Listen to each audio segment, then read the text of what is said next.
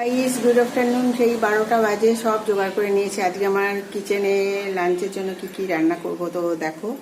তো আজকে হবে থোড় দিয়ে মূলো দিয়ে ছেচকি। থোড় মূলো এই যে কেটে নিয়েছি ঝিরঝির করে। আর হবে ইলিশ মাছের ঝোল, হবে গাঠি কচু আর বেগুন দিয়ে। আর হবে উচ্ছে ভাজা পেঁয়াজ দিয়ে। পেঁয়াজটা এখনও কাটা হয়নি। তো যাই হোক, কড়াইয়ে এবার তেলটা দিয়ে দেবো। প্রথমে থোড় ছেচকিটা করে নেব।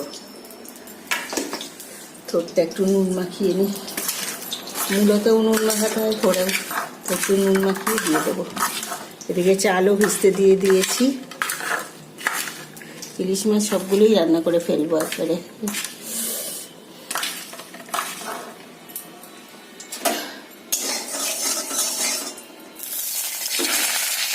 মূলো দিয়ে থোড় ছেঁচছি। তো তোমরা কে কে খাও, মানে তোমাদের অনেকেরই হয়তো হয় এই রান্নাটা।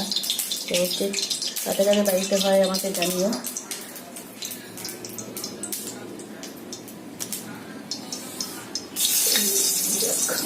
লঙ্কা দিয়ে দিলাম, একটু সর্ষে দিয়ে দেবো, একটু কালো জিরেও দিয়ে দেবো,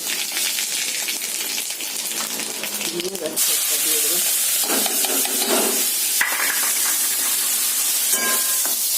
তেল হচ্ছে আজকে আমার রান্না হবে। লাঞ্চে বসিয়ে দিলাম রান্না।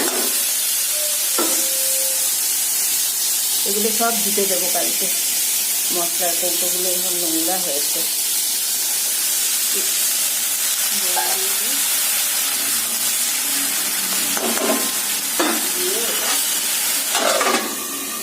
তো করতে থাকি রান্না, তোমরা আমার সাথে থেকো, পাশে থেকো। গরম একদম ঘেমে গেছি।